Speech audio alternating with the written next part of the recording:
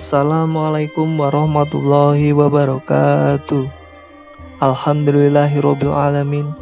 Sholatu wassalam ala asrofil anbiya'i wal mursalin wa ala washabihi ajma'in.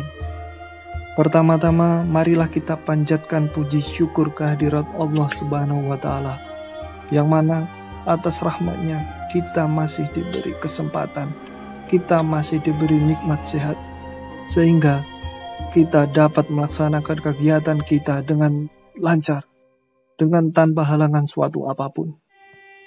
Teman-temanku sekalian, setiap manusia pasti menginginkan sesuatu yang baik dan juga ingin menjadi pribadi yang lebih baik. Karena itu adalah fitrah yang diberikan Allah Subhanahu wa taala kepada manusia.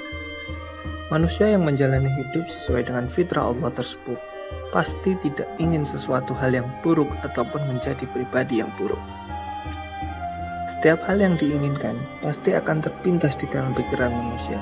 Akan tetapi, kita harus ingat bahwa keinginan tersebut jangan sampai hanya membuat kita berangan-angan, berhalusinasi, berkhayal, bahkan sampai membuang-buang waktu. Dalam surat An-Nisa ayat 119 dituliskan bahwa setan berjanji kepada Allah untuk terus menggoda manusia.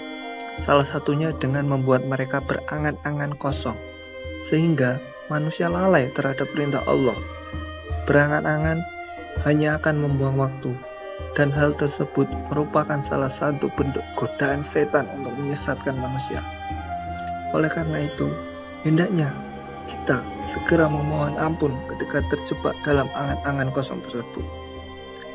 Lagi pula, hanya dengan berangan-angan kosong seperti itu, kita hanya membuat diri kita sangat merugi, karena tidak akan mendapatkan suatu hal apapun. Lalu, jika kita tidak boleh berangan-angan, lantas apakah kita tidak boleh bercita-cita? Tentu saja tidak. Karena berangan-angan itu sangat berbeda dengan cita-cita. Cita-cita adalah hal yang seharusnya dimiliki oleh semua orang, terutama orang-orang yang memiliki pandangan hidup ke depan, apalagi masih dalam usia bersekolah.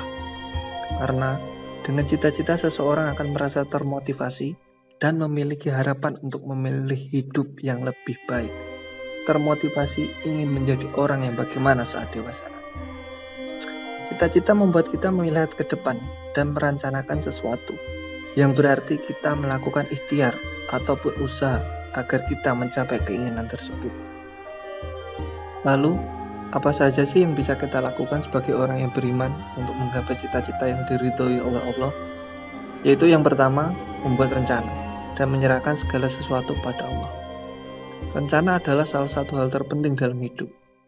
Orang yang tidak memiliki rencana dapat diibaratkan seperti air yang hanya mengikuti arus, sehingga mudah terombang-ambing tak tentu arah. Mau ke kanan, dia ikut ke kanan. Mau ke kiri, juga ikut ke kiri. Nah, membuat suatu perencanaan merupakan langkah awal untuk mewujudkan keinginan atau cita-cita. Misal, saya bercita-cita menjadi seorang dokter. Nah, untuk menjadi dokter, pasti harus berencana dan berusaha untuk bersekolah di sekolah kedokteran. Tidak mungkin dong ingin jadi dokter tapi sekolah di sekolah polisi. Tidak sinkron. Nah, rencana akan membuat kita mengerti langkah apa yang kita harus ambil sepanjang perjalanan berikhtiar. Berencana adalah tugas manusia sebagai bentuk usaha yang harus dilakukan. Namun orang yang beriman tidak hanya sekedar berencana, akan tetapi kita perlu menyerahkan segala sesuatu kepada Allah. Atau dengan kata lain, kita percaya bahwa Allah melihat setiap usaha kita dan pasti memberikan jalan dan hasil yang terbaik untuk kita. Dengan demikian, kita telah meningkatkan ketakwaan kita kepada Allah dengan terus berusaha dan menyerahkan segala sesuatu kepadanya. Contohnya mudah, menyambung ke hal yang tadi. Misalkan kalau kita ingin jadi dokter, tapi kita gagal masuk sekolah kedokteran, kita tidak lulus tes untuk masuk sekolah kedokteran. Meskipun kita gagal, kita tidak boleh putus asa, karena kita sudah menyerahkan segala sesuatunya kepada Allah. Jadi kita harus berprasangka baik kepada setiap jalan yang Allah tentukan kepada kita. Siapa tahu jalan yang diberikan oleh Allah lebih baik daripada rencana awal yang kita inginkan tadi. Dan yang kedua yaitu meluruskan dan memperbaharui niat. Sebagai orang yang beriman, kita perlu memiliki gambaran tersendiri yang menjadi pembeda dengan orang-orang yang tidak beriman kepada Allah.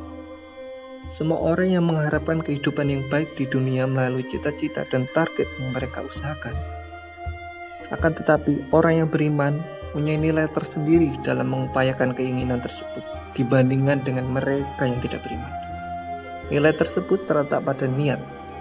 Oleh karena itu, sebagai orang yang beriman, apapun keinginan dan cita-cita yang kita inginkan harus dilandasi oleh niat. Harus dilandasi dengan niat karena Allah terlebih dahulu. Niat akan menjadi faktor yang sangat menentukan. Jika niat kita sudah dibenahi, maka kebaikan yang akan kita dapatkan tidak hanya sampai di dunia, tapi juga akan kita rasakan hingga di akhirat kelak nanti.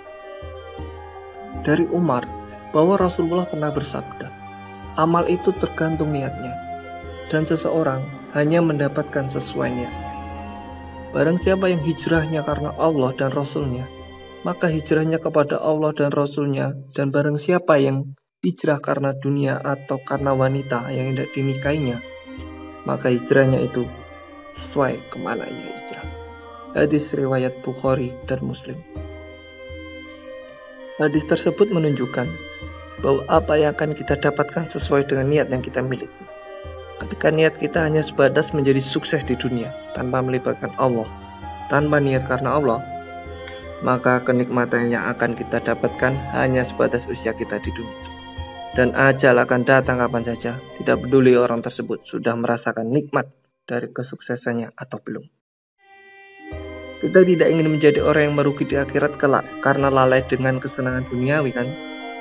Sehingga setiap kebaikan, setiap kelakuan yang kita raih di dunia ini, setiap usaha yang kita lakukan di dunia ini, perlu kita landaskan atas ridha Allah yang akan memberikan kebaikan di akhirat kelak. Dan yang terakhir, dan tidak kalah pentingnya, itu meminta doa dari kedua orang tua. Orang tua adalah orang terdekat dan orang yang paling pantas untuk kita hormati, terutama seorang ibu. Keridhaan Allah juga tidak akan terlepas dari keridhaan orang tua.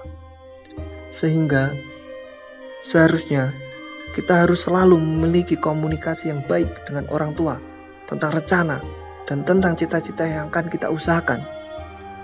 Doa dari orang tua adalah salah satu kunci keberhasilan seseorang. Oleh karena itu, janganlah sungkan ataupun malu untuk menceritakan apa yang akan kita cita-citakan kepada orang tua.